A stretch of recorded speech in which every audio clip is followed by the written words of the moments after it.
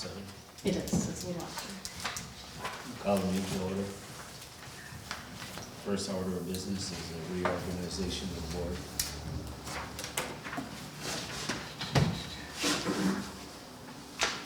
Make a motion to leave it the same. For a second. Second. Any discussion? All those in favor? Aye. Morris, you wanna start, since you gotta get up?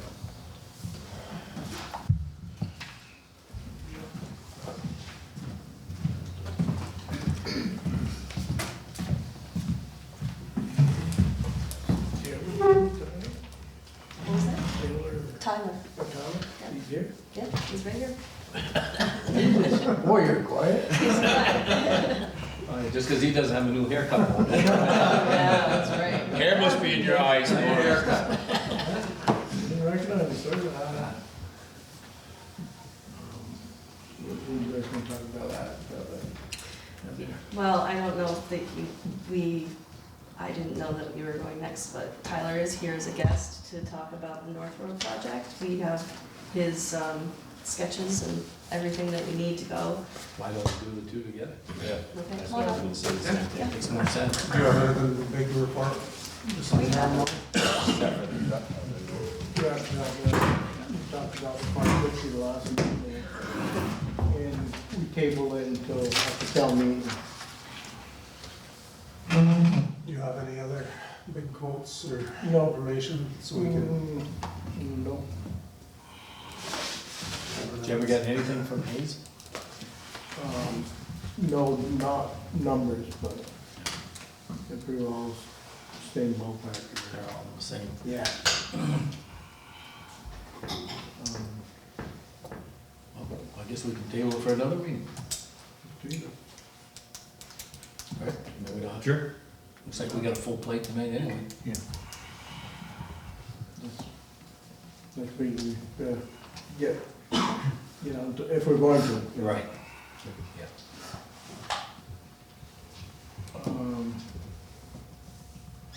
We purchased tires for the trucks, 2 tandems last week. All around? or Yeah, just- no, just on the back, about 16 tires. Yeah, if I say 5 piece. That's what we could do. Up to grand for Michelin's, yeah. Wow. Yeah, For 25. so you got 1225 there. Wow. Guys, quit spinning those tires. Yeah, Ground Woods, They were cheaper than. yeah, with Pete, they call it, yeah. A Goodyear tire, good tire. So we got the truck.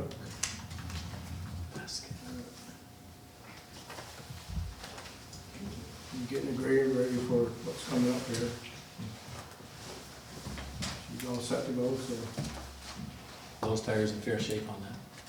Yes. We just put tires on the Uh, front or? No, we put them, Did 'em all? yeah, Okay. 2 years ago, Yeah. yeah, 2 years ago.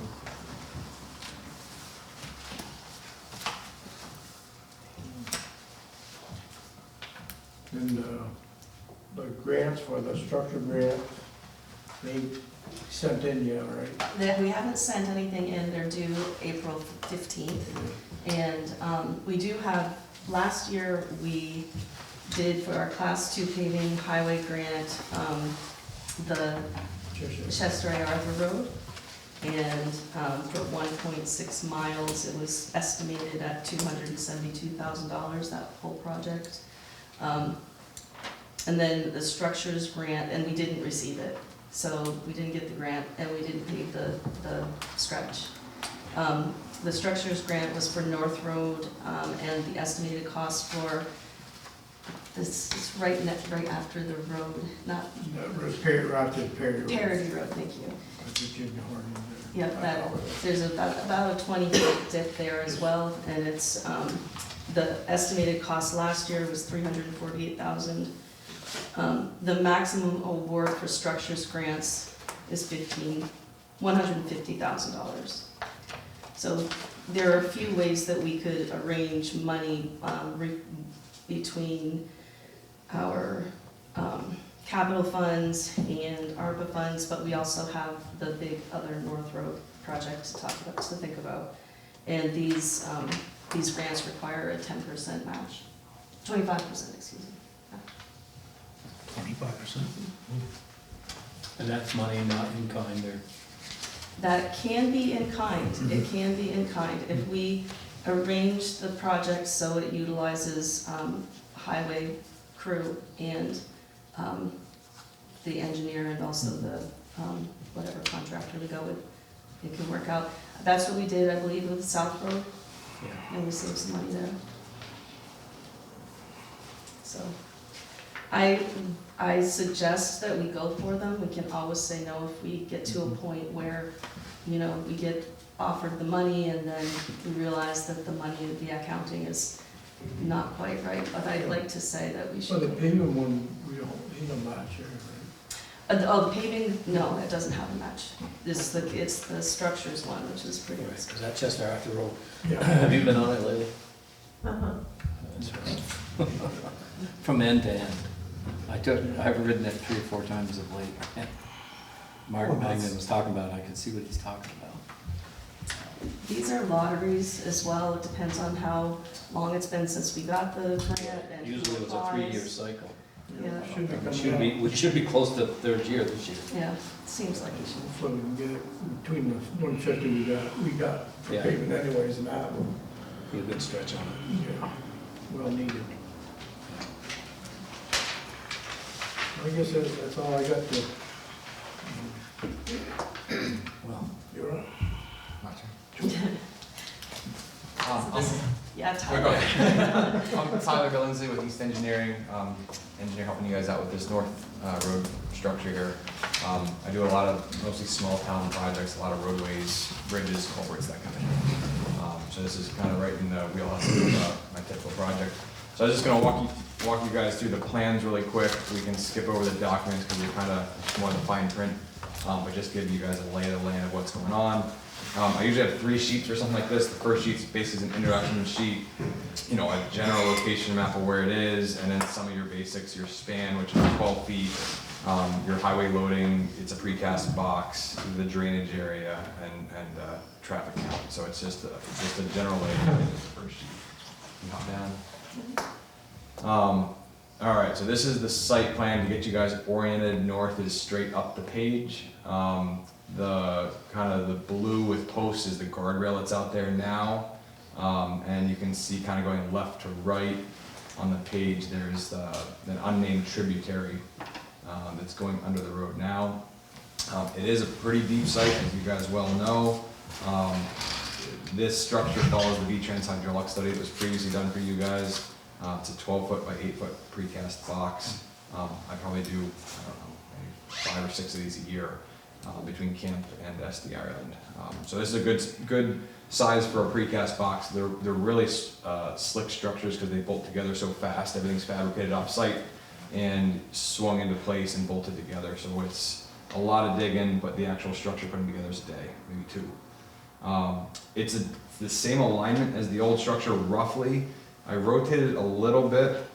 There's some pretty good ledge seams out there, which I think will be a battle throughout this project. I tried to rotate it to kind of go in between the fins you can see out there now, which you can really see on the outlet side. It's about the same length. I think I had maybe 5 feet longer just to catch the grade of coming off the road. I skipped out because I know you guys are, you know, budget-wise, we're going to be pretty high on this. I cut the wing walls off of this, and I'm just going to do like a stacked boulder wall. I like wing walls if it's a really steep, aggressive stream with a lot of erosion. This is pretty darn flat, and boulders are a heck of a lot cheaper than big pieces of concrete. We have lots of rocks. And there's lots of rocks out there, yeah. And I think by the time that you guys will need to chip out quite a bit of rock for this, you can just reuse that stuff on site. So I think, you Chip know, as opposed to blast? I'm usually more of a fan of chipping. This is far enough from any structures. I wouldn't be opposed to blasting, but boy, it's just, I don't know. Sometimes blasting is more effort than what it's worth, especially when you're trying to chip corners off to set it in there. I'm not opposed to it. Probably 9 out of 10 of my products are chipping. 1 out of 10 is blasting.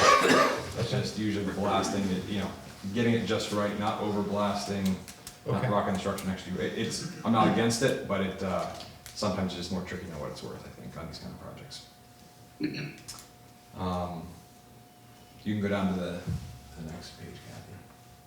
So this is kind of looking from the bird's eye view down at the road. The next page has more of a section view, which will give you a better idea of kind of depth and kind of the lay of the culvert.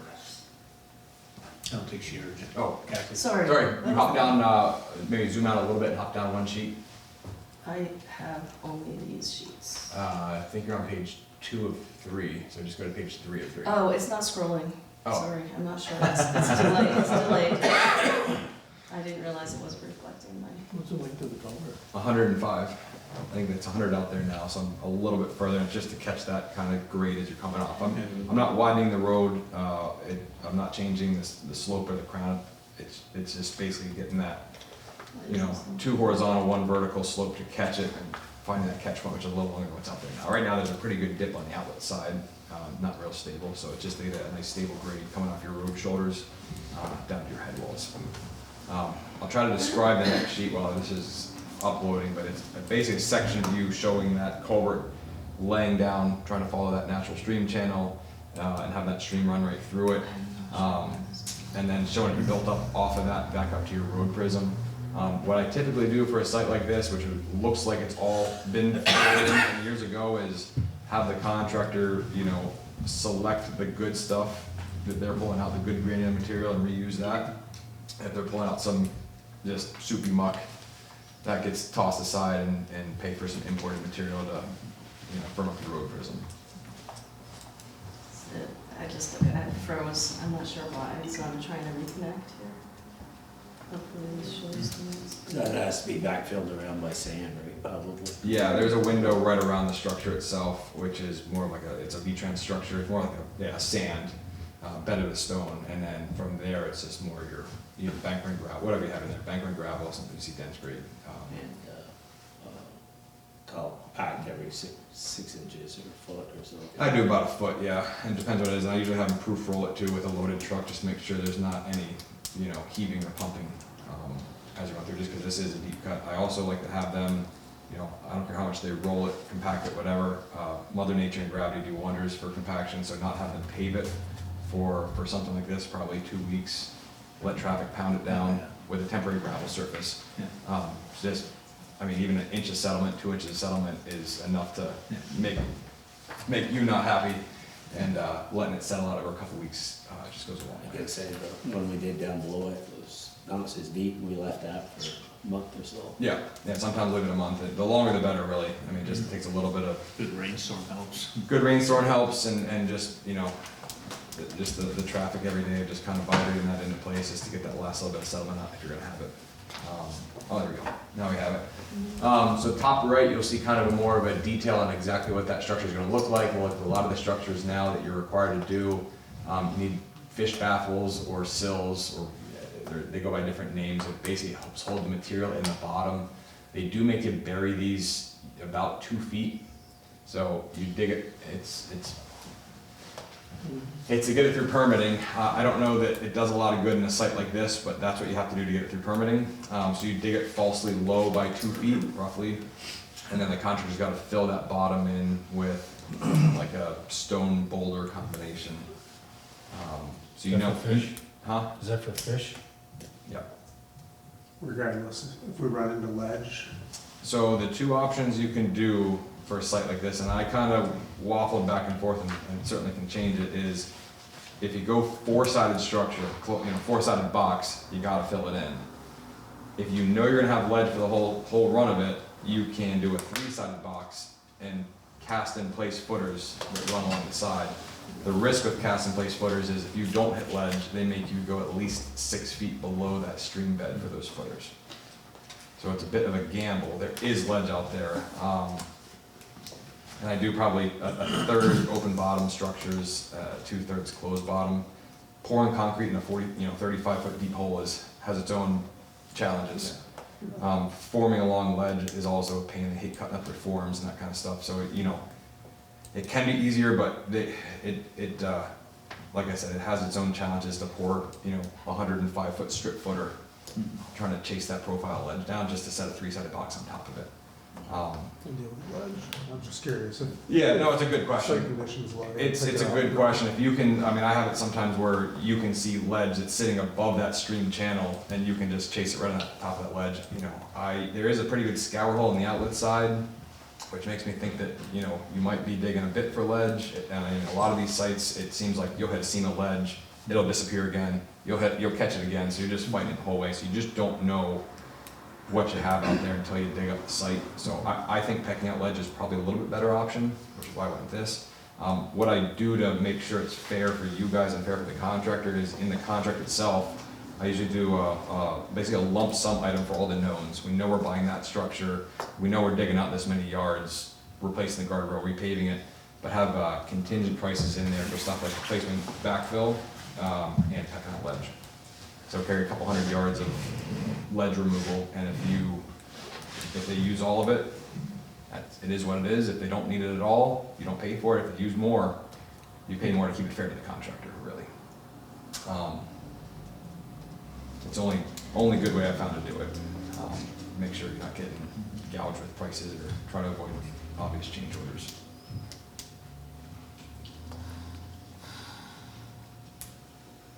If you order that culvert, how long time were you talking now? Do you guess? I talked to Camp Precast probably a week and a half ago, and they were starting to fill up, but still had some room in their schedule. This is a pretty big structure. 105 feet is, you know, a lot of times you see them on a town road at 35 or 40 or 50 feet. 105 is pretty long.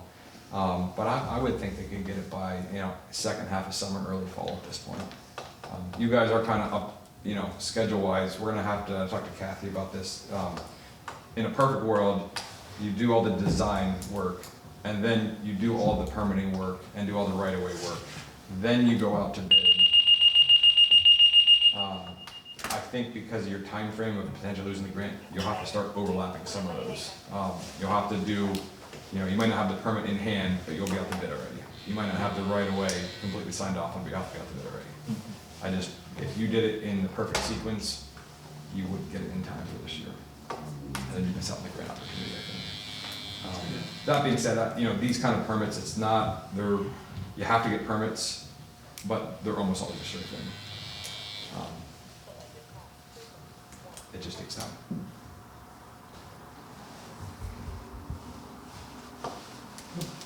How do we proceed from here? Yeah, what's the next step? So I haven't worked with you guys before, so I like to kind of show you, I would call it a strong 50% design. I don't like to take it to 100% without you guys at least seeing it and nodding and smiling. I'll touch up the drawings, take them to 95%, and we'll get all the permit applications prepared. Usually either Kathy or Grace will sign off on the permit applications, we'll send them in to get those cooking. We need to talk to the landowners out there to kind of walk them through the same steps, because it is with 105 feet, you just can't stay on a 49.5 foot road right away. So get the easements cooking, and then once we have the permits in and the easements cooking, at least have a good feedback from A&R and Army Corps, go out to bid as fast as we can. So I would think we go out to bid in maybe a couple weeks. Because you're gonna have to have an off-site storage area for wildlife gravel that's reusable. Yeah, a lot of times, we talk about in the pre-bid meeting, it's, using the road if you've got room there, or contacting one of the local farmers to stockpile it in a short distance, or the town yard, or wherever they can get it. A lot of local contractors have, know someone who knows someone, or have a buddy up the road, and, can find a place, but it'll be a couple thousand yards of material coming out. It's not a couple hundred yards, it's several thousand yards that'll be pulled out of that, and then put back in. So we need to talk to, how do we do easements? We reach out to Robbie and Danny and, I have to talk with, we need to talk, and then I need to get that to the easement draft to the lawyer, and then we bring it over to them. And I've had some contact with them already, they're very, so I'd talked to him Receptive. early on, so. yeah. They know it's coming. I know, the day we talked to them, when Morris and I were there, they were pretty agreeable. Well, I'm sure they want to be able to get up and down the road. Yeah. I'm pretty sure they want to get up and down that road. If we don't do something, something's gonna happen. Okay, So you need us approval, or you want this motion? You guys don't need to make a motion, no, I just wanted to kind of show you guys the lay of the land, make sure it's in line with what you're thinking of. If you guys look at these more in detail later and have questions, give me a call or shoot me an email, we can talk through it. Otherwise, I'll kind of plow forward with final design, get everything prepped and ready. So you're thinking more of a square block rather than 3 sides, right? Like I said, I kind of waffled on this one a little bit. I think 4 side is, I mean, both are expensive options. These products don't go, they used to go cheap like 10 years ago. It seems like the past 3 years for box culvert and road products have just skyrocketed, just like pavement or anything else. Is there any other options around? You guys could do a pipe arch. You're right at the limit of the off-the-shelf depth for what you can get for a pipe arch. It's usually about 20 feet for something this size, and you guys are right at 20 feet. So you're gonna be pushing that Yeah. pipe arch pretty hard. What I tell most towns is, if you've got a back road with shallow cover, not a lot of cars, I do a lot of pipe arches there. They don't last nearly as long, they don't cost as much. But if you've got a main road and you're gonna spend the time to dig out 3,000 yards, Yeah. you know. Build over 100 years this time. Right, so, you I was know, gonna say the lifespan is double cement versus pipe. I think it used to be double, you know, it used to be galvanized, you get 50 years out, and concrete you get 100 years out. I think they've gotten better with their coatings on the pipe arches, but it's still not concrete, you know, you don't have a foot of meat of concrete with a steel cage inside of it, you still have this much metal with a little coating on it, so I think it's probably in this case where it's a very main road, and dig up the entire thing. Yeah. I think Camp's budget quote was pushing 200,000 for the just for the structure. Yeah. Not the digging, not the ledge removal, just the structure itself, just for ballpark. And usually you see the structure be about a half to a third of the overall project cost, roughly. Unless you're 30 feet deep. Right. I did one with Scott Goodhue last year that was very similar to this. It was a much bigger box and a little bit deeper, and that one was about 800,000. No, I think that's what we kind of talked about originally and what we had anticipated, so Yeah. that's, And you guys, the way I read up these bid forms is you guys have the right to reject any and all bids. You don't necessarily have to take the lowest bidder, but most towns do as long as that low bidder is qualified, has a good reputation, that kind of thing. So there is a kind of an emergency, you know, we just can't fund this project, you know, pull the plug in. yeah. Go back to the drawing board, wait a couple of years to get the funds back in your pockets, but contractors hate it. I don't like it, towns don't like it, so it's kind of a last resort if you know, but it is there, if you do need Yeah. that, we just can't do it, we kind of pull the plug. So that's it in a nutshell, it's, you know, once we get everything dialed in, I'll just follow your guys' procurement rules. I'll do a mandatory pre-bid, so all the eyes are looking at the same hole.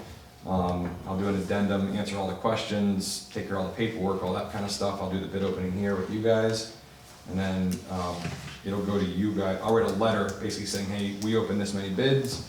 We checked them, the math is good, all the submissions are good. I recommend, Apples to apples. make sure it's apples to apples. I see all kind of weird stuff sometimes of exclusions or butchered math or whatever else. But I'll write you guys a letter saying, hey, I recommend such and such.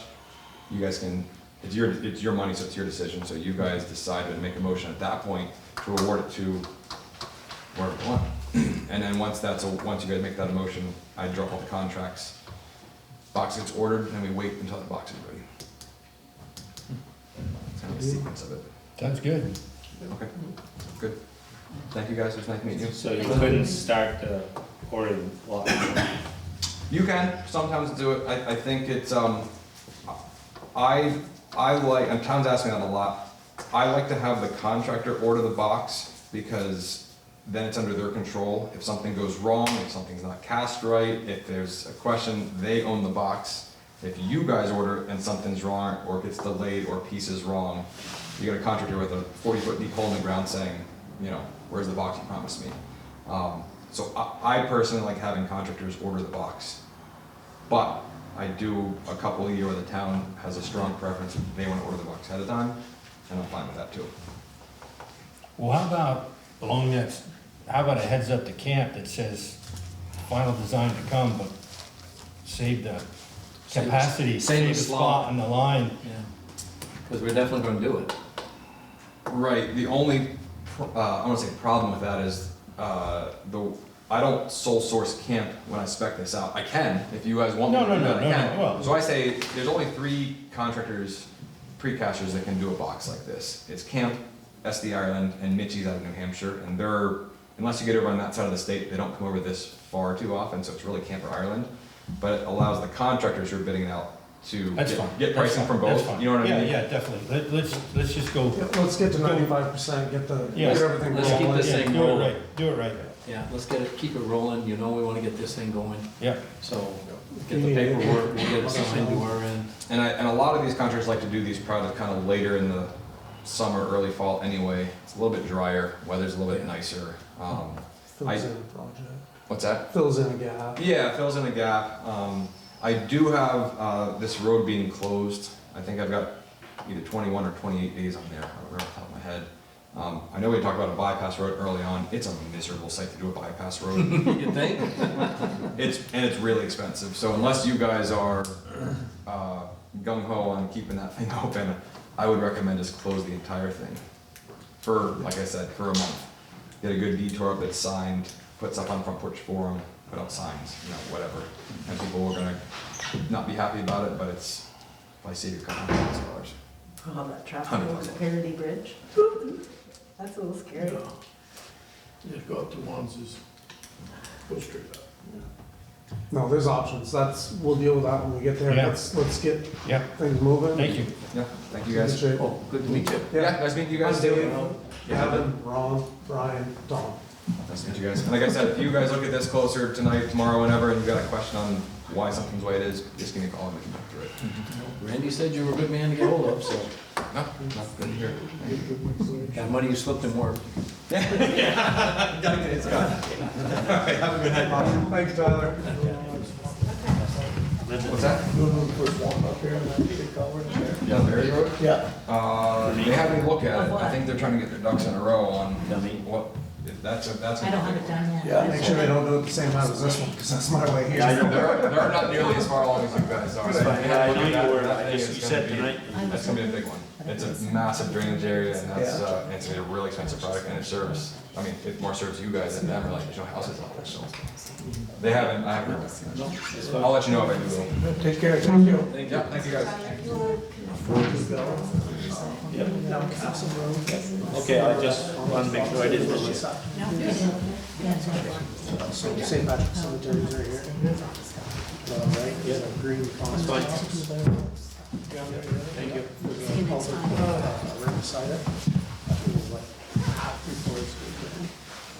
So as a side note, I just wanted to mention that we did receive 2 of the last 2 reimbursements that we were getting from V-Trans for our project from last summer. They got one on that end. So that was 76,000 over the last couple months that was reimbursed to us.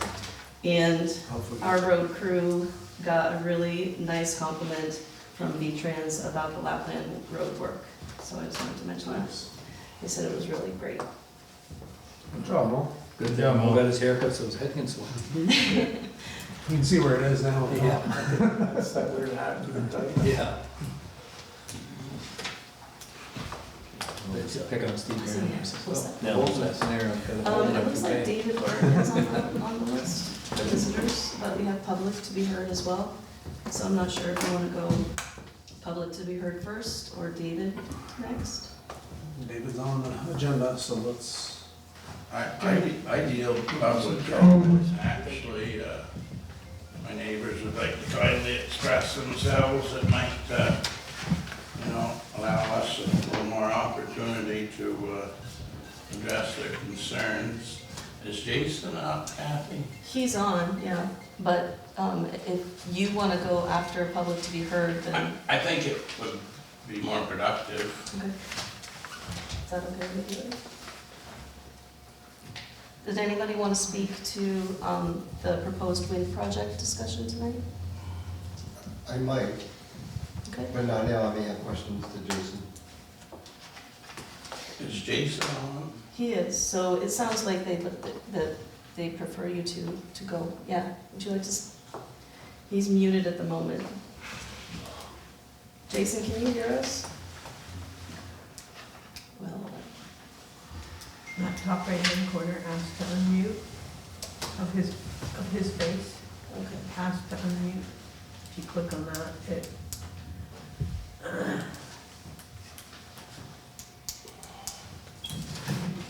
Hi, Jason, can you hear us okay? Jason, can you hear us all right? Yeah.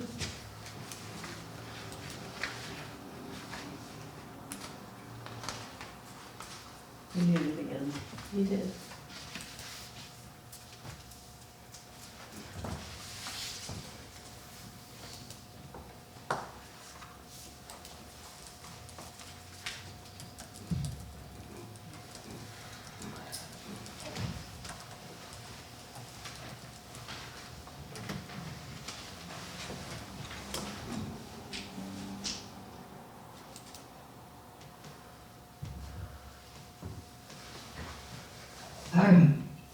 You're unmuted, Jason. Hello? Hi, can you hear us? Yes. Great. All right, go ahead. All right, so I don't know if you got a chance to look at the questions that we presented. There were documents that I put on the table in front of you. That's the one that.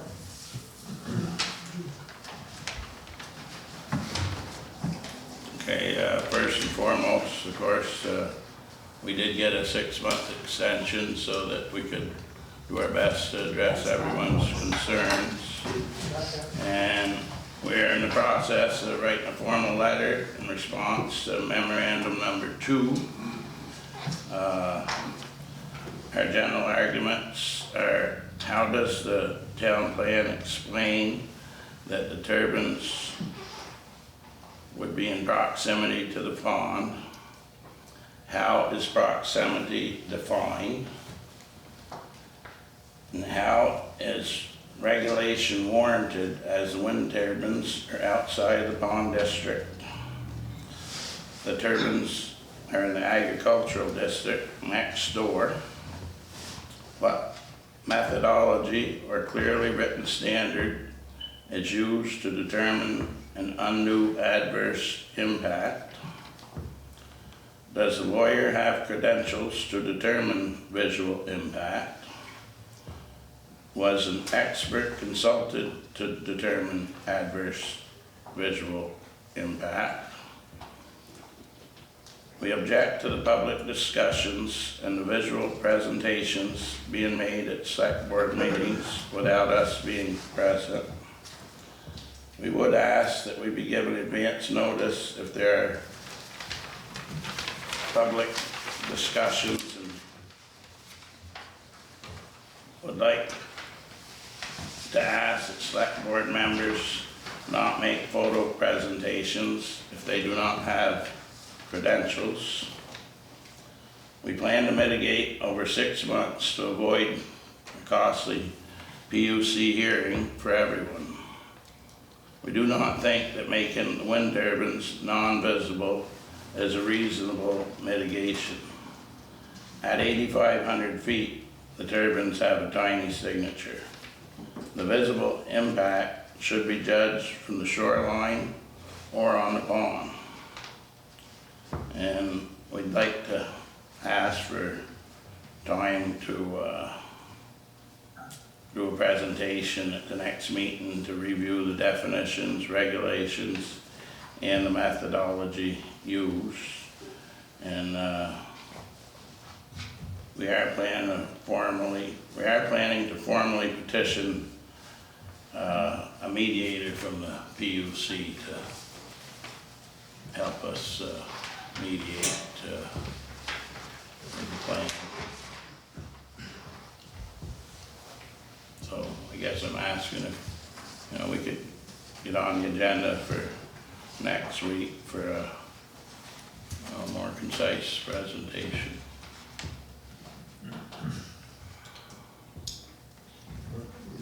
Yeah, I don't see why not. We just want to make sure that everybody's, looking at the best photo simulations that we can produce, and it isn't something bizarre.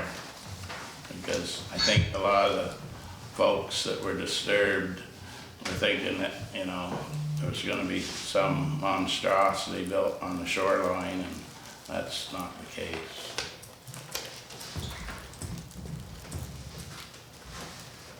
Did you want me to show the most recent pictures that you had? Yeah, did you have that one they wanted to put up I last did, time? yeah. Yeah. So this is what, oops, where'd it go? This is what, We don't even wanna see that one That's not anymore, true, because this, so, we wish we'd have never done that, because people go and think, you know, that's what it's gonna look like, you know, and that's, we just did that to show what the big gaumy ones would look like, and that's not the disturbance. And we wanna try to refrain from zooming them in, because, you know, if you go and zoom it in, well, that kinda defeats the purpose.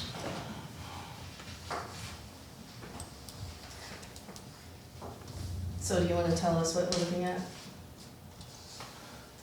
It should say right, I think So it's- yes, it's- every photo's got a caption. That there is, of course, from the Doobies at 8,400 feet plus.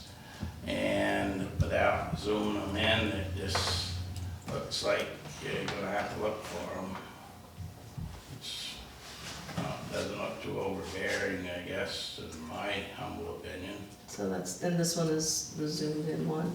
Did you want me to go down and look at the comparison one? Show the comparison one? Yeah, as long as everybody, you know, realizes, you know, that that's not what it is.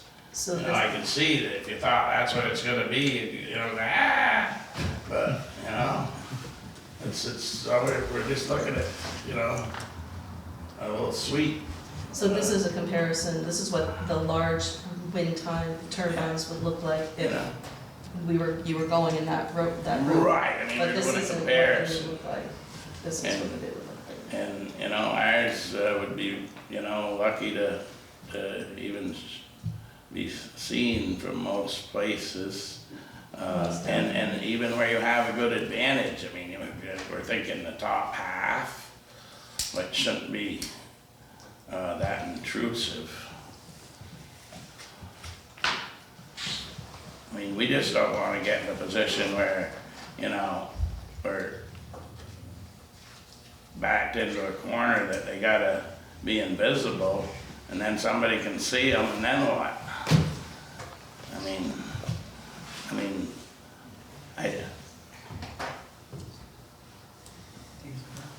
We just don't see an undue impact here.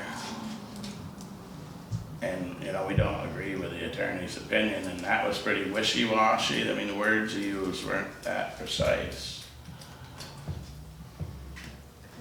So we'll put you on the meeting for next week. And we'll try to do a better job of, you know, the presentation to address concerns. I mean, does anybody in the room feel like that is undue impact, what we're looking at there? Yeah, I think you're welcome to, correct me if I'm wrong, but you're welcome to freshen up your presentation again, but I think at this point I think you've given us the plans, we have a fairly decent understanding of what the project is. We've gone to, the select board itself has gone to the lawyer and asked for an opinion. That's kind of where we're at, unless there's a change in the perception amongst neighbors or others that can view the project, perhaps that'll help. I don't know that without some sort of change to the project or another opinion from a lawyer on your side that we can really change our stance, can we? I'm representing myself, and you're getting an opinion right here and right now that we don't agree with the attorney's opinion. Right, and it's an opinion from, we could hire 100 lawyers, right? Right. And until we go before the PUC, they're the ones that are gonna have to make a decision. So, I mean, if I understand what's directly being asked, if we write a letter in support of this project or against it, is that kind of the basis? I've never dealt with it, so I'm asking questions, I don't know. Is that what the We- thing, what appeal to the select board was, that we write a letter one way or the other on this matter? It would be nice to go forward unopposed. I believe that we are in compliance with the plan, and that's my argument. Right, but I'm just trying to, were we originally, if I'm just trying to figure out, were we originally, were they Right. being asked to David's support coming it? forth saying, it'd be easier for you, correct me if I'm putting words in your mouth, but your question was, I'd like to go to the PUC with this, I'd like the support of the town select board instead of everybody disagreeing before you went. Is Jason on, Kathy? He is, yeah. Jason, could you bring some clarity to the process?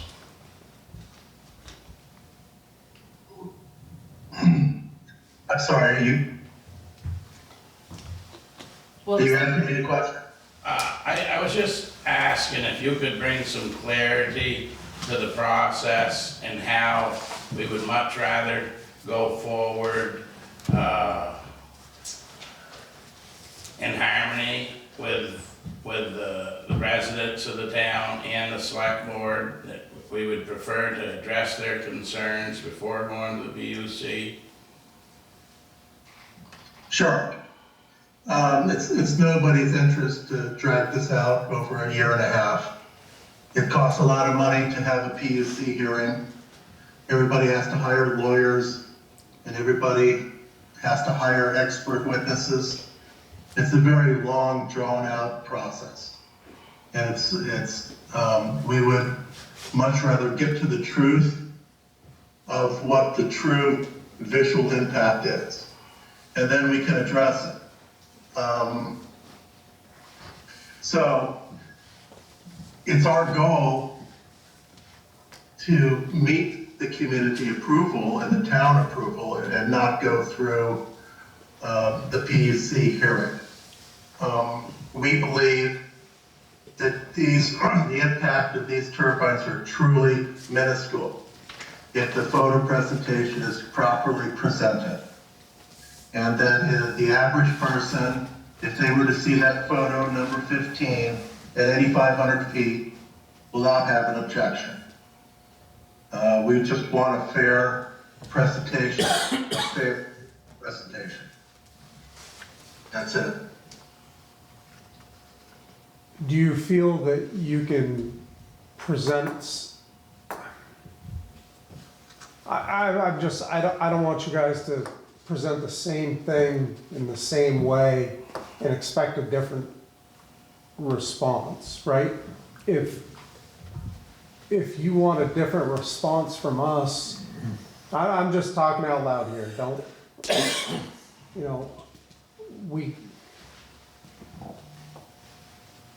we're kind of, this is how our lawyer and our discussions led us to believe where the town plan sits and where we should stand, or what our opinion should be based on the town plan, and foregoing any change in the project or information presented to us. I don't know that we can give a different answer. Is that fair, Tom, Gavin? No, it makes sense. I also- Some of these questions, I assume we're gonna have to go through that, we're gonna get them answered anyway. Yeah. So I'm looking at them, it's like, Yeah. nothing I know enough to say yes, one way or the other. I do know that the lawyer did, there was one question, I don't remember how it was posed, but you requested information on how the lawyer went about his business and if he was qualified to do so. And he did do extensive research. He looked at all of the pictures that you presented. He looked at all of the research that was presented by Jason Day. He looked at all of actually he looked at the town plan, and also he looked at the property. He went into our properties to make sure that he understood the boundaries. And then he also has a vast array of experience doing, presenting opinions on this type of work. So I do know that, but that's about as far as I go. Do you know if there's gonna be a mediator from PUC here next week? No, what we were saying was that we would request, I mean, that request hasn't been asked or granted. Guess and- I need to get an opinion from them, that was it, part of the process. And I mean,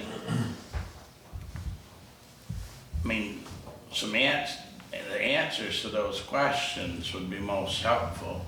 You know, maybe we go a month, and if we could get the answers to those questions 2 weeks from now, and we'll do our presentation a month from now. What do you think, Jason? Do you think that's reasonable, or should we fly the drone? Try to do some. Okay, I'm having a very hard time hearing everybody in the room. It's very muffled, so I'm getting only a few words. Well, As far as, all we're asking is, for right now, we're going to write a letter to the town, and we're gonna have some detailed questions. David does not have all the questions at this time. What we would like to do in the next meeting is go over the start of our mitigation, which would be to start to go over, review the definitions, regulations, and the methodology. Now, in particular, what our point is about the methodology of determining adverse visual impact, I would ask, what methodology did the lawyer use? Did he use the Quishie analysis? Was there what credentials, expert did he talk to somebody with a landscape architect's degree or an environmental engineering degree? So this is the type of questions when we go to a PUC hearing, they're going to ask. When you get testimony exhibit, like for example, the photo analysis that Brian Doobie gave on November 28th would not pass. Some credentials and knowledge of how to make a photo representation. So we want to go over the next meeting, the rules, the definitions, and before we start mitigating, and the methodology of how everything is going to be determined. Where is the clearly written standard on how to site a wind turbine? And I read the town plan, and even though you have an enhanced energy plan, you do not have a clearly written standard on how to site a wind turbine. And therefore, what David and I are proposing is that we ask the PUC and the Public Service Department for help. And they'll assign a mediator who can help all of us decide how to determine it. Does that answer your question, David? yeah, they, are just concerned that, we're just not spinning our wheels here, and coming back, with the same presentation, and that's not the case. We're trying to ask the tough questions to go forward. So, do you guys want to put together your list of questions? Give us a week or two to sort through that and get a response, and then you can see, make sure everybody's aligned and you know where to go. And If you can email that to me, I can forward it on and we can start the discussion that way. That would be the most efficient way, because then we'll have it before next meeting. There's more questions in this. So he said, that's what he just said. He says it on the computer.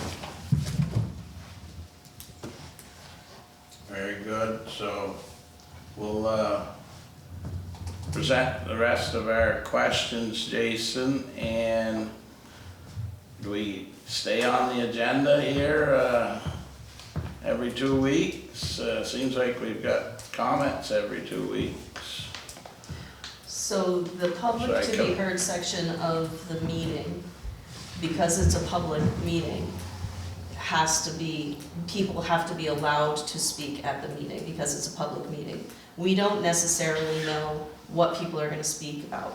And I know that some of the folks in the room are actually not here to speak on this topic at all. So that is going to be part of every public municipal meeting that you go to. So, we should have some answers by the next meeting anyway, so I'll come for that. Well, you're gonna provide some more questions. He said he's. Yeah. Yeah, we're gonna email So, them. yeah, so subject to what we get, you Yeah. know, in the capacity to respond. Yeah. We have, Yeah, we'll start with those, we'll send you some more, and come on in 2 weeks, and see how we're doing, and go from there. Sir? I've got a question. Jason, can you hear me? Hello, Jason? I think this is more of a This is- forum to speak Oh. to the select board. Okay, Right, sorry. Not to just, I don't wanna get way off track, right? I think we've got a path forward. you got a Uh, comment? I mean, you got. Yeah, if you want to comment, but I don't think this is I a, was curious if a wind study has been done, and if the whole problem is the visual of the wind turbines, why doesn't he move them? Unless, is there a wind study done? Are they saying that that's the exact site for these things? Or are they just going by the map, which is a general location area of the wind? I would think that a wind study would have been done and something shown that says these are the exact sites for this. If not, David said he has 500 acres. Gosh, just move them. Here we go again. So- Dennis is putting words in my mouth. David never said anything about his acreage. and Okay, that's I an apologize, that's I'll an take that back. That's an inaccurate figure, but I've heard you say I it take several it, times. I take it back. Off, but if you want. so we have, I don't mean to step on, I think it's a valid question. I think there's a point where that's part of the conversation, but correct me if I'm wrong, I'm not trying to step on anybody, but there's a lot of pieces moving here, let's not spin our wheels. Send your questions, the responses will be public. You can update your presentation, and I think in that sort of forum, maybe in 2 weeks or a month, whenever it is, it'll be a better time to address that and have everybody civilly discuss everything. May I add, along the lines of what you're saying, I mean, we're trying not to be redundant here, but I think our friend Dennis is doing a real good job of being redundant. So, we'll get there, we'll get there.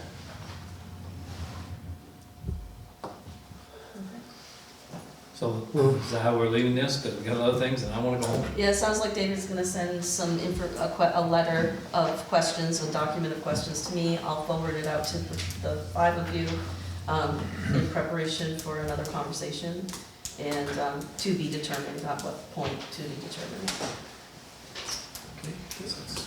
Guess I'd like to take this opportunity to thank you for your kind attention to this matter. Thank you, Dave. I gotta go check on the Every 2 kids. Mondays. Thank you all. Burn the basement down here. Thank you, Dave.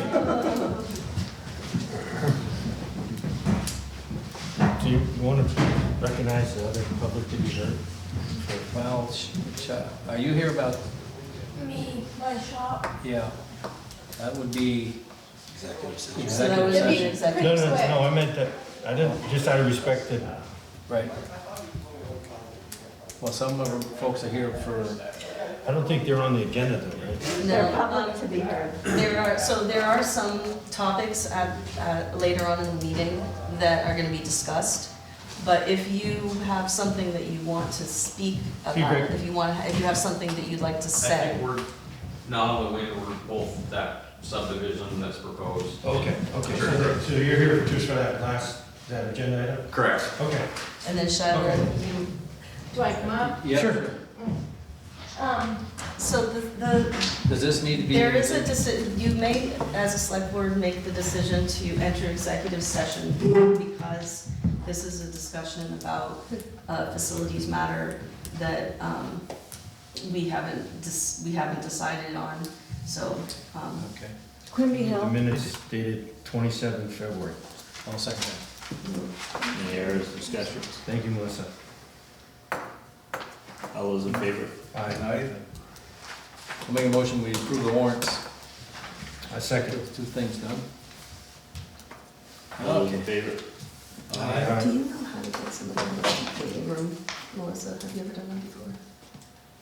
So you wanna do the public and then finish up our meeting? Participants? Sure. Did you guys? I mean, there's. Save you waiting all night. We're not gonna let you Go back finish. to participants. Huh? We're not gonna let you guys finish tonight, we're just gonna keep And talking. then- You're gonna talk to a blank blank table, bud. We're gonna build that. Way to start your conversation. Another half hour, I'm going home. I know, Gavin. No, I will. This is- Let me put it in terms you understand. I got 3 kids, bored as heck, playing in your museum right now. Yeah. Oh, they're really downstairs? Ah! Oh, wow. That's where I stick my kids when we have meetings up there. Cheerios all over the place. That's why my kids aren't hungry. Yeah. Yeah, so I guess the Menards are here, mostly related to this PUD application. Obviously, they're neighbors to it. I'm here for that as well, but also for some town development regulations. So I don't want to read through this word for word, but so they're kind of two different concerns, but they're kind of related. So the PUD application, it's kind of a test of our town bylaws and our regulations that were obviously adopted in 2020. And so we're kind of seeing that this PUD application, it's kind of showing some holes in the ag zoning district. So there's really no specific standards for the ag and rural residential district, which is the largest zoning district now, that it's, combined some other ones from the last town plan. And that kind of opens a box of worms. So if you look at the zoning acreage, the minimum is 1 acre, which is really the worst. It's kind of detrimental, I think, to the rural character of Fairfield. A lot of other towns, I was talking to somebody else who's on their zoning committee, and they're similar to Fairfield, but they have 5-acre minimum lots. Meaning if this 21-acre parcel that they're trying to develop on, if it had a minimum acreage of, say, 4 acres, one of those lots would be conserved, and then they would build 2 more lots, if it was still a PUD, but obviously I don't even think it'd have to be a PUD if they did that, but. And then, so with the current regulations, something else to think about. So the old Nye Farm, that Dan Brannon, on top of the hill, there's that white farmhouse. So just out of curiosity, I looked at that. That's 71 acres. 60% of that would have to be conserved if there was a PUD going on there. And according to the regulations, somebody could put 21 lots on that property alone. And so that's 21 houses, and that's one of the first things you see when you're driving into town. And so our regulations right now don't really prevent something like that, I think, which concerns a lot of people. And we represent a lot of people. I know it's just 3 people in this meeting, but there's been, I don't know how many people at our meetings, 60 to 70 people. And that's just because we've internally shared the application about the PUD. I think if you told the whole town about this, you'd have even more interest, but. And then some other issues that we're seeing. There's not a site review for PUDs, so the zoning board does not have to go out on site and get specifics of, road frontage, wetland buffers, and stuff like that. Usually it's another step along with the sketch plan, in a lot of towns, like I said. Wetland delineation, so with this specific application, they did not delineate the wetland, which is really strange. So we've requested it. It's up to the zoning board if they want to request that the developers do that. The reason I bring it up to the select board, I know you guys are not in charge of all this, but the conserved lot on this parcel, on the total parcel, a portion of that would be probably deeded for public use in some way. I'm not sure how exactly. It just states it needs to be done. There's a couple different options. But essentially, I would think that if the town was deeded access for recreation or agriculture, 13 acres, we would want to know where the wetland starts and where it ends. So I would have thought the developers would have done that on behalf of the town, because they're trying to do this, and they're, you know, the idea of the PUD is, you know, the town allows you to develop a clustered area with a lot of houses, but the benefit to the town needs to be proposed by the developer. And right now, this application doesn't have that. It benefits them, and then their conservation law is wetland. And so I think us collectively, I don't know if you want to add to that, but that's my thought. Right, it should definitely be a give and take situation where if you're gonna preserve 60%, like in this particular proposal, if that 60% isn't somehow put on a legal document where it then is conserved, what's to say the developer doesn't come back, you know, in 5 years and take another run at it and, you know, spot some more houses around the spot? Not just there, anywheres. But I would like to plant the seed that, you know, in a PUD application, that would be a pretty important piece of it to me, that the conservancy piece be somehow deeded where it's either, I don't know if it's given to the town, I don't know the, you know, legal ramifications of the whole process, but I believe that's how other towns do it. It's actually put into the possession of the town and forever conserved. You know, it may have uses, but it's not developable. So, For sure. and then, like I said, and we all know the zoning board worked really hard on the town plan and the bylaws. We're not trying to undermine the zoning board by any chance. But I think now we have so much interest. I think we want to make some of these changes to the ag and zoning, or the ag and rural district. I mean, we talked about wind turbines today. If somebody had something they really wanted to see changed, I mean, they could bring it up, and it could get voted on. But I know there's at least 5 or 6 things that we're seeing that would be beneficial, I think, to the town, if that process was to be done. Okay, my next point. Sorry, I'm long-winded. So the best way, I was trying to think about the best way to do this, to get the public input, because Melissa and her board tried this before during COVID, and they got maybe like 2 people on a call every time they had a call. And so I'm sure she's frustrated with that. So I was thinking there's a special town meeting. So you have as far as I understand it, I was reading about this.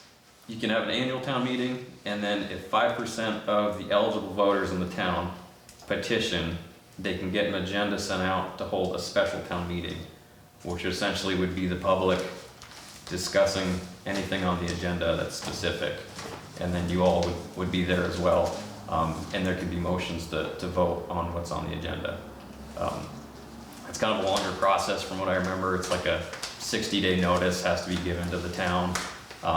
But in my mind, that's a way to ensure that the whole town is aware of the subdivision bylaws and the issues that we're seeing with this application. That's it. That's all I have. The only thing I would add to that is just in this particular case, I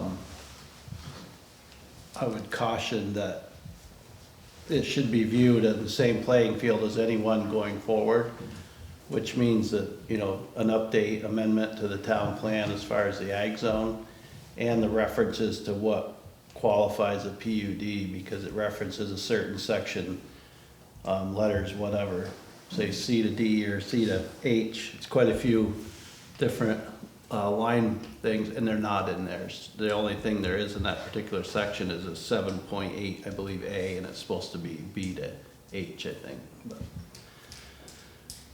definitely, if you're reading through it, you don't know what you're actually basing it on when you look through the plan.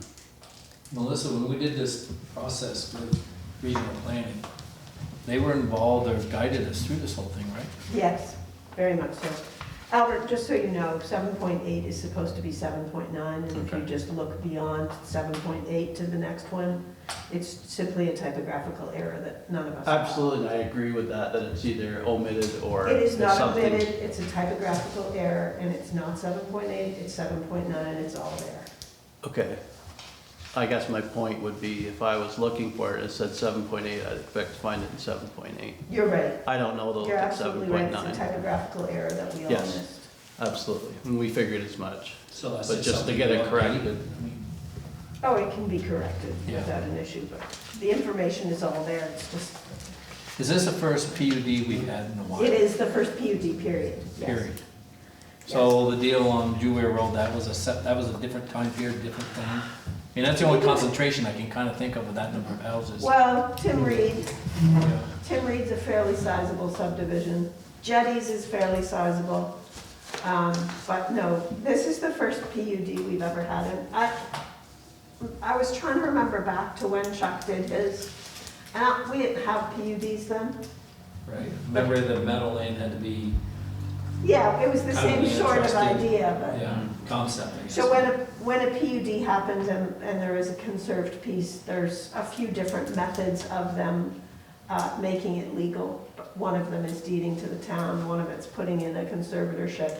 They can sell it to the land trust. There's lots of ways, but it is very specifically outlined in the rules how it has to be done, so it can't be later developed. Then there was one, wasn't there one on the crossroad between Swamp Road and, you know, on the St. Pierre Road?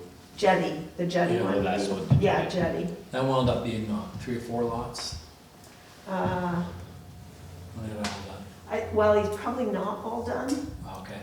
He just did 3 or 4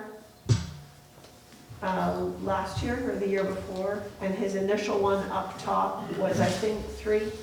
So he's kind of done it in In pieces. phases. And I don't think he's quite done. He might have a couple more. Beautiful spot up there.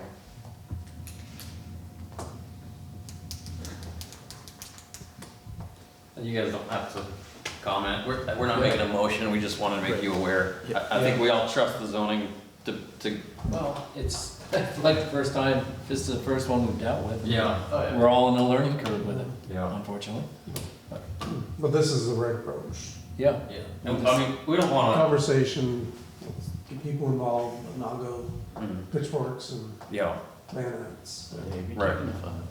I know. We don't want to pitchfork. Yeah, you know, we realize it's, Say that, my kids are probably gonna say, poking each other with pitchforks. yeah.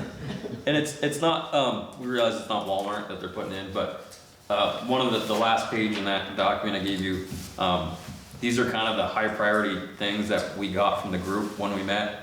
The biggest things is water impacts, obviously to the neighbors adjacent, same with wastewater. And then further down the list is the conservation portion of it. They want to build on the prime soil and statewide soil. So that was just another issue we had, and we requested some more information and studies on that, so, just something to be aware of that kind of the group is kind of looking for.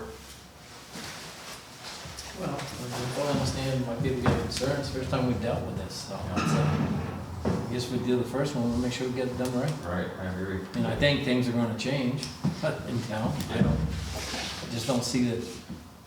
Years ago, when the guy was on the board, said, you can't zone people to farm. They can't make a living at it. Yeah. So we gotta deal with a couple of realities here too, you know?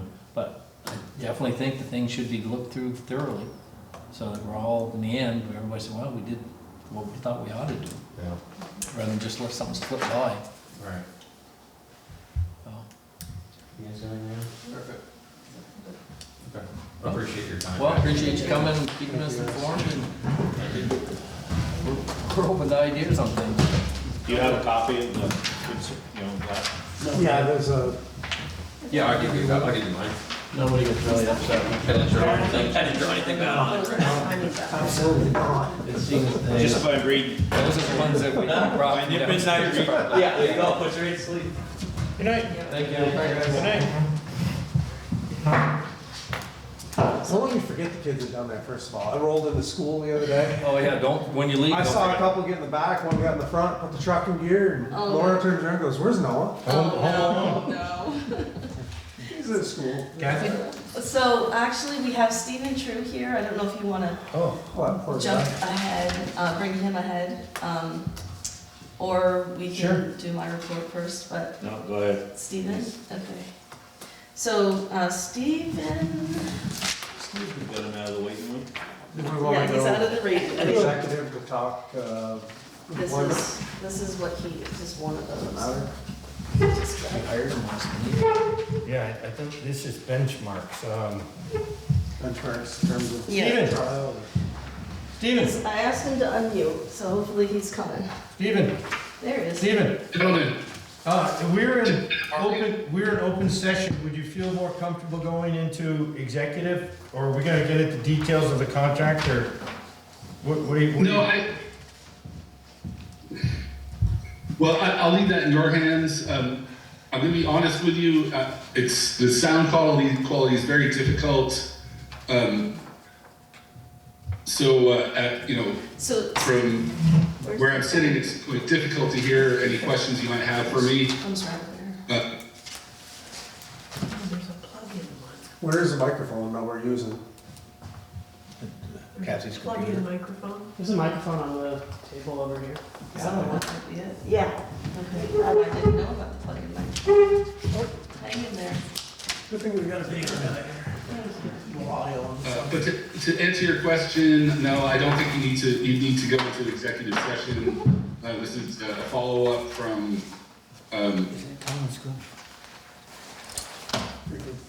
Community association. Steve, did you, Yes. could we add common school to the benchmarks? Just to kind of, for one more piece of real estate in your paragraph 3?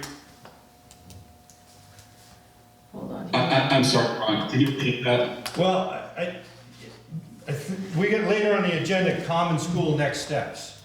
Is and- that? No, No, and one thing. Brian, just wait Oh, until I'm we sorry. have the speaker. I'm sorry. Is it this one? I'm just trying to figure out. Yeah, I'm fine with that, just,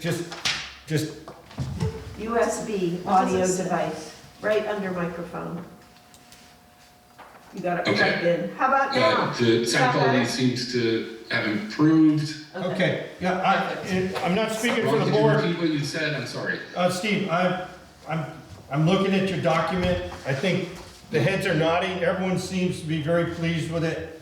Could we add just a audible, we'll add common school to like the survey? The common school that was discussed at the town meeting? So specifically for grant writing purposes. Before we tear it down, we want to see if there's any money for grants.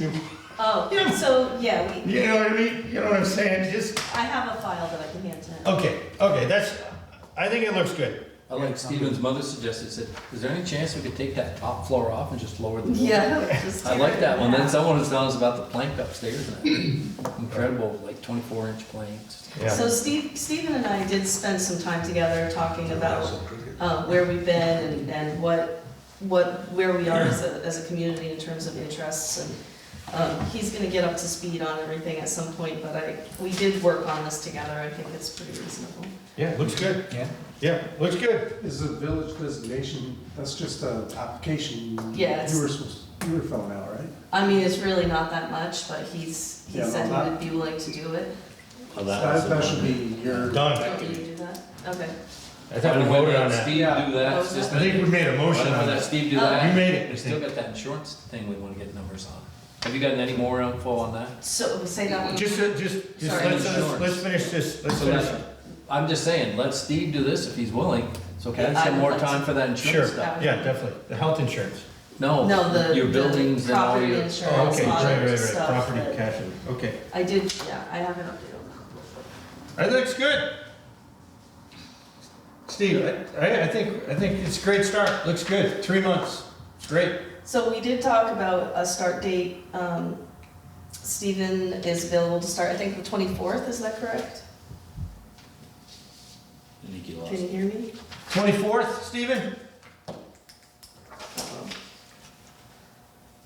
Figure out this start. Kathy, send him a chat Yeah. that says, Yeah. this looks all right, as long as we're He can't communicating. hear anything, he says the audio's gone completely. Why don't, Yep. the board's in agreement. Yeah, let's get going, because I'm gonna be gone. Yeah, the board's in agreement, and Kathy, you can negotiate a start date. Sound good? Yep. Okay. See him in 2 weeks. Or a month, whatever. Thank you, Thank you. thank you, thank you, Okay, thank you very much. all right. Awesome. Okay. Yep, as long as we're gonna ask him in 2 weeks and whatever.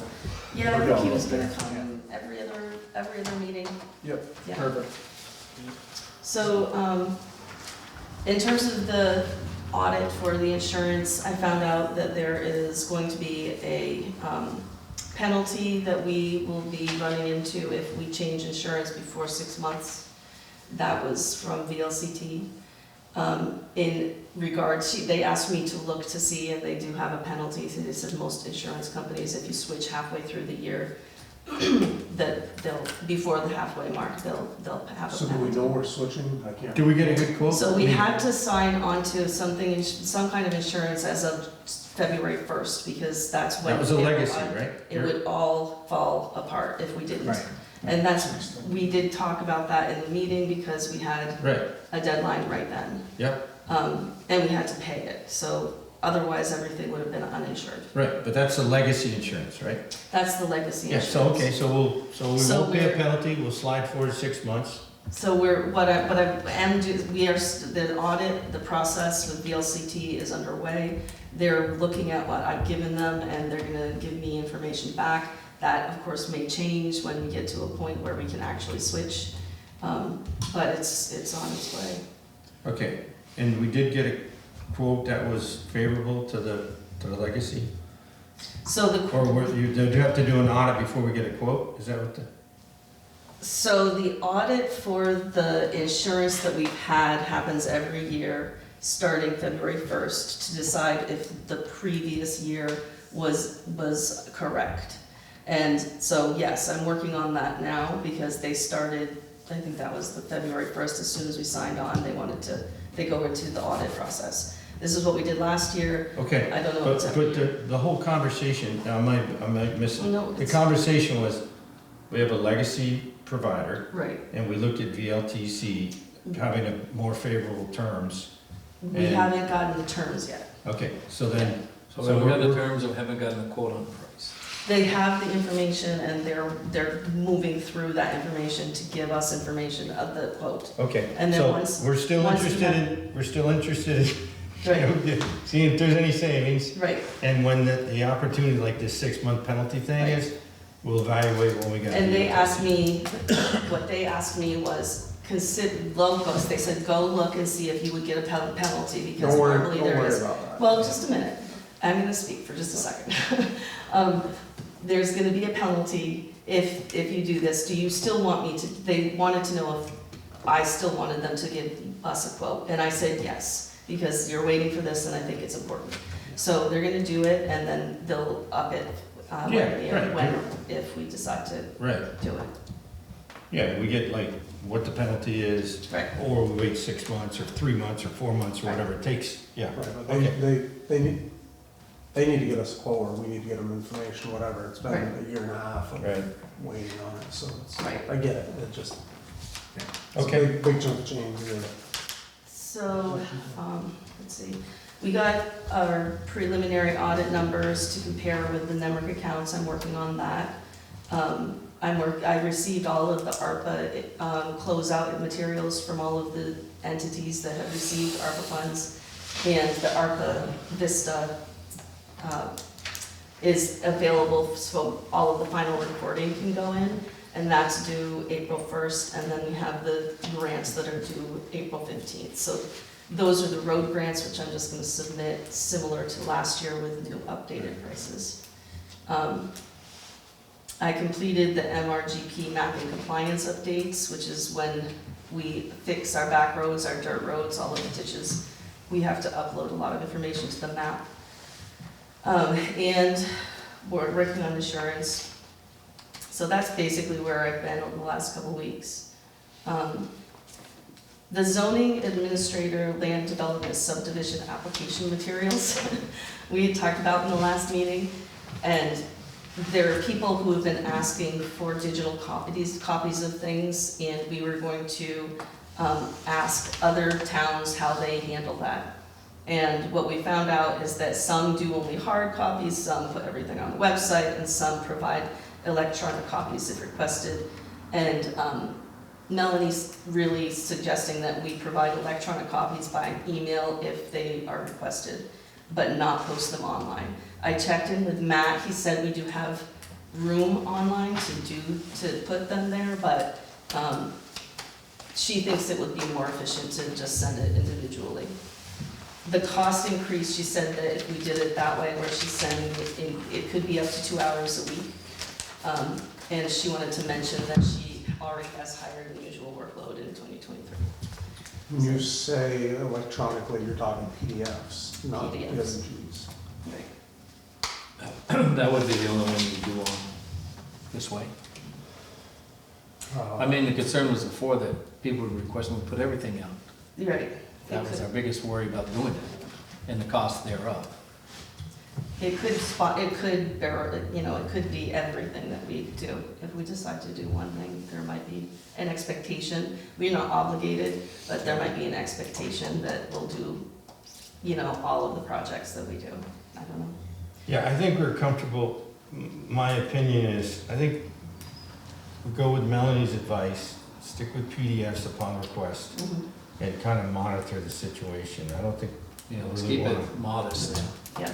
Yeah, and. So that is a switch. And, from what we and did, but inform her, it's please, that, it just becomes, if we need to revisit her time as a result, or some kind of, we want to be respectful of a new, but for the time being, PDFs upon request, and Yeah. if we have to revisit, maybe we'd make time for that discussion. Okay. So, obviously, we've been doing a lot of this kind of discussion over the last couple of weeks, but one of the things that NRPC has cautioned me is if we're doing things haphazardly for some people and not for other people, then we have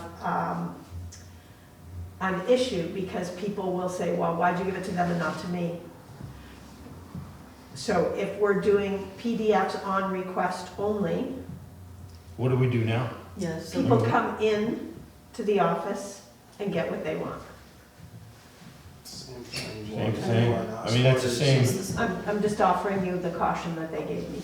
And then Well, I think that we value that caution, but, I mean, if they come in to get a hard copy or they get a PDF on request, I think that's sufficient for now, because, We've got to take some sort of a step into the 21st century, and not everybody comes in for a piece of paper. They want a PDF sent to them. I mean, if documents are available, I'm worried about saying we're gonna put them all online, because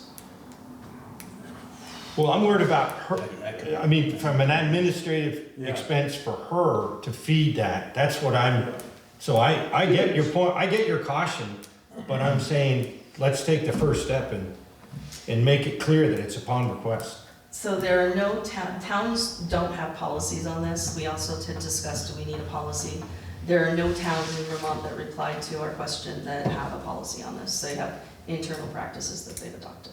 And I think I might, let's get Melanie in here, let's see how this goes. Because even doing PDFs is, Brian wants one, I gotta make, I grabbed the wrong folder and I sent her, the application or something that's not public. So what if we stay status quo for now? If you want something, we're more than happy to print it out and give it to you when you walk in the door. and let's get Melanie and Sure, that's reasonable. Melissa together Yeah. and let's, Yeah, that's reasonable. Do it in a thoughtful, if we're gonna make a change, do it in a Yeah. thoughtful way. yep, instead of Yeah, I agree. jumping. I mean, we're going that way, it's all gonna go that way, but it did, Not necessarily.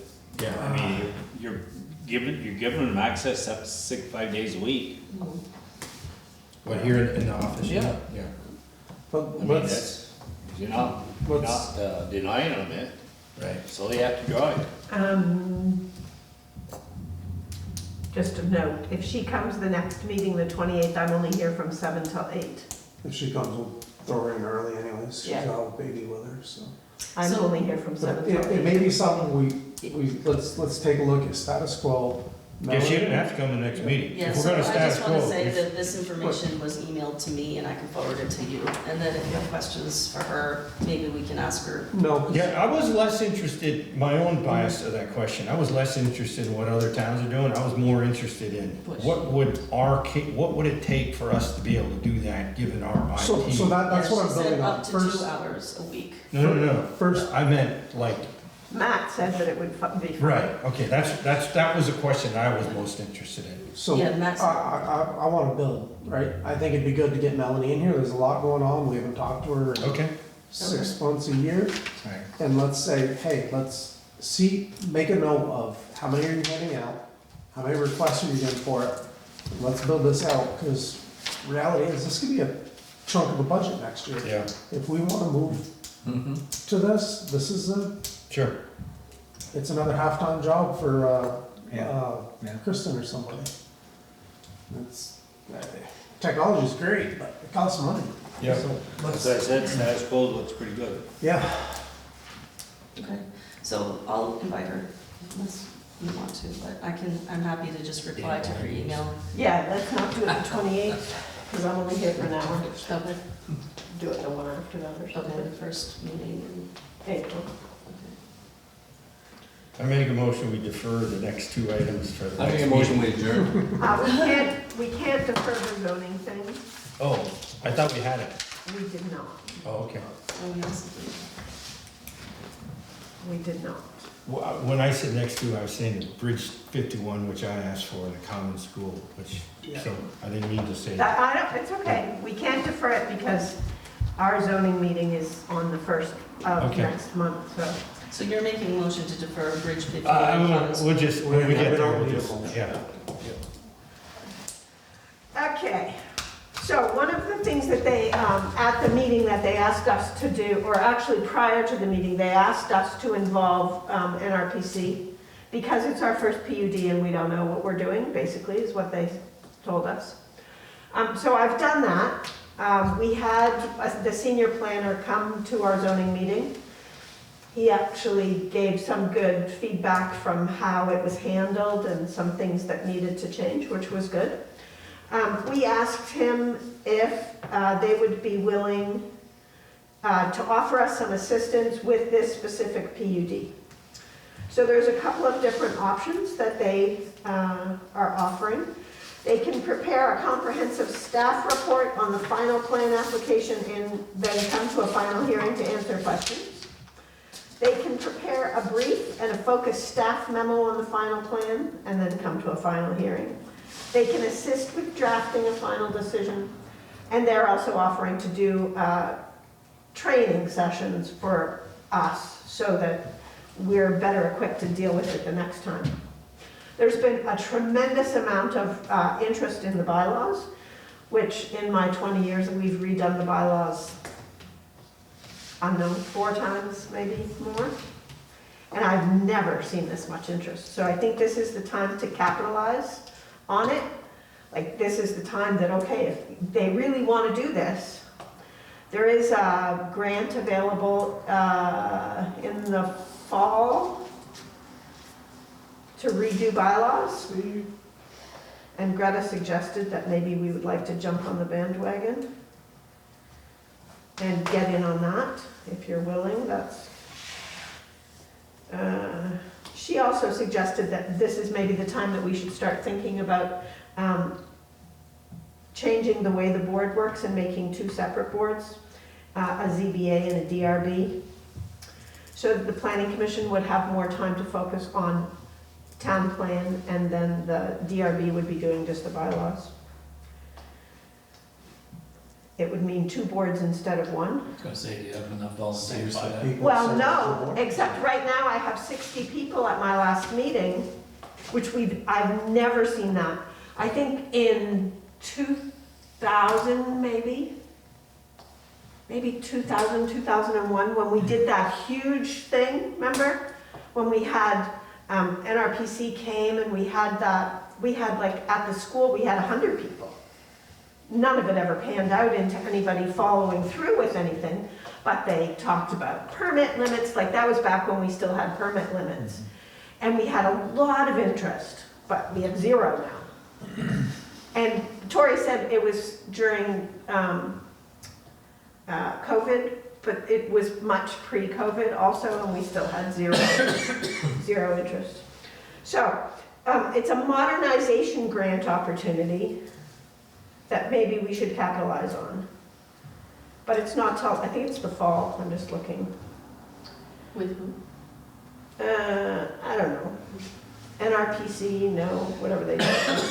It's called a modernization and grant. So, how do you feel ACCD, bylaw modernization grant? And I think it's not till the fall. So that's not an immediate decision, but what we do need to decide about right now is how much involvement we would like on this specific project from Northwest Regional Planning. If there is, Tori was talking about the things that they wanted studies on. There were 3 basic studies they wanted. One was a traffic study, which Peter contacted a traffic engineer, and they don't do a traffic study unless it's expected that there's at least 75 new trips a day. For 7 houses, that's not the case, so a traffic study is non-existent. A hydrologic study is something we will definitely request, because there are 7 new wells being drilled within a quarter-mile of the town's water supply. Will that really tell us what's going to happen? We don't know. Water is kind of magical on its own, so we don't really know if we'll be able to know, but at least we'll have an opinion. The applicant... This summer, I happened to hear Dan Batchelor for half an hour told me about drilling that town water well, and how. So when Ron and I met with a couple of the concerned, I'm glad that you have that number on, top of the list, and it's something you agree is the that seemed like an issue that is, like, as you just acknowledged. It's a big deal. Yeah. It's a big deal.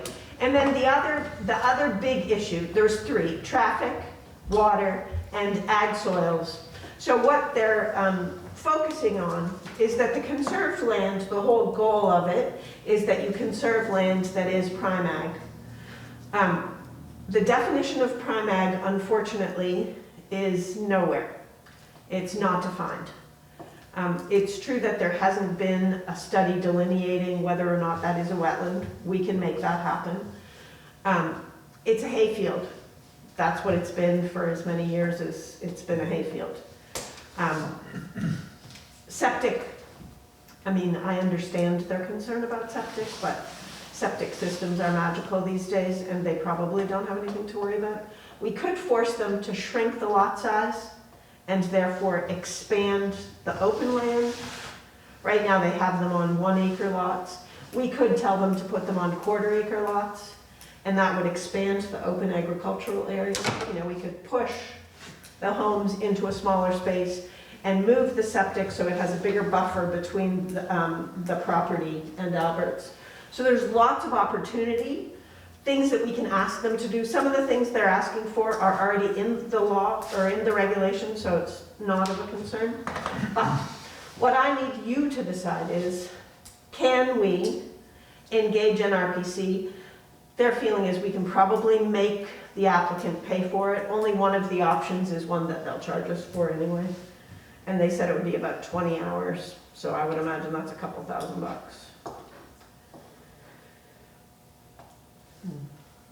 Was there one you're recommending out of that 3? Initial estimate of the time required to deliver a comprehensive staff report's 20 hours.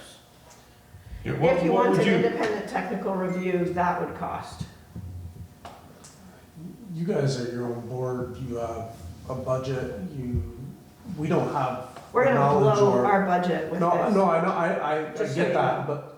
but I don't think we really have I would encourage you to do If what's we- necessary to make sure the board feels confident in the decision that you come to. Is there some weakness that you think you could get some support Oh, from? absolutely. Yeah, and what would that be on that list?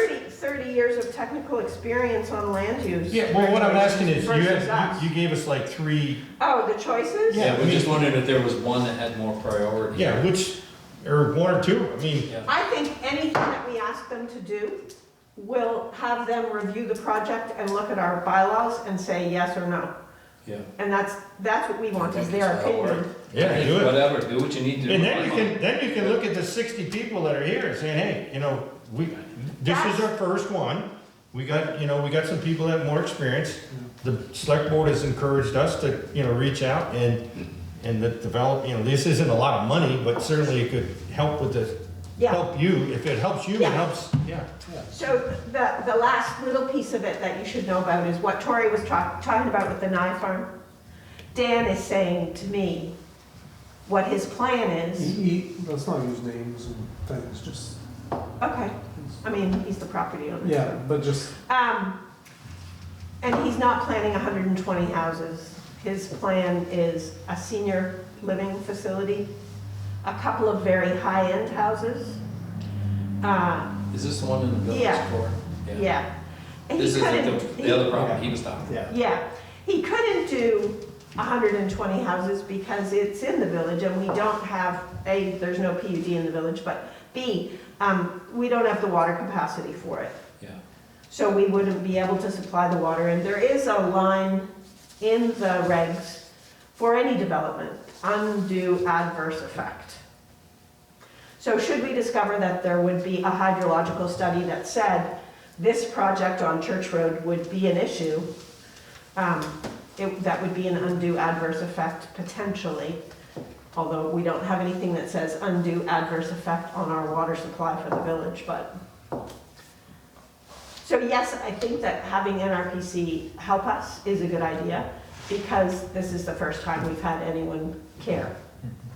Well, let me just say, if we don't have it in writing, we either should have it, or it's common sense that if someone was to drill 50 wells upstream, maybe even downstream, near the town, that would have an undue, just to clarify that point. It is not in writing. Well, It says undue adverse effect, but it's very, very difficult to say if I drill a well I know 100 it. feet I from know. yours, it's gonna affect yours. I know. It's and really hard, and it's not, in places where it has been a contentious issue, it hasn't worked. Yeah, I guess I was thinking about Gavin's advice or the conversation about having something bonded so that if. Oh, it'll definitely be bonded. Yeah, but I'm saying, like, you drill 6 wells, the town water goes kaput. There will be no relationship between the two. They can't be held responsible for the town water supply. We either approve the project or not, but we can't hold them responsible for the town's water disappearing. That's my understanding of the way the legality of it works. Again, this is something that maybe we want a legal opinion on. Well, certainly, So I'm gonna make a motion. Okay. Work with NRPC up to the 20 hours or whatever they gave you. We'll help you out with that. That will help the board make the right decision here, keep us abreast of what's going on, and we'll move forward from there. And that grant thing, And just see, keep give an eye us on more the grant. information about that, updating the bylaws. Okay, Just but the motion. again, it's But I'll not second till Dave's. the fall. Yeah, I'll second Dave's motion. Okay, thank you. I'll keep you updated. all right. I'll make a motion we adjourn. Second. Wait. Oh, we're I got- done. You already, No, I make a motion to go into executive session to discuss attorney-client privilege question. Won't take long. What about I'll rescind my request for adjournment. It's not gonna take long. is that a 1 or 7 septics? That's 6, no, 2 up on the hill on the far side, like on the upper side, and 5 plus the existing, which Albert So they're laughed. all gonna be set. No, there's No, No, it's like 5 a is common one. mound. Two common. Two There's common a- mounts. Oh, you said 2 5 and and 1. 5. 5 You and meant 1. houses. 5 mounts It's not of gonna take one. long. No, it's 5 not. mounds in one, 2 up on the top side in one, and then allegedly Joe and Michelle already had one, but Albert laughed and said, no, there is no. They don't. Attorney client. Okay, so you making a motion, go into executive session? Yep. I'll second it and get it going.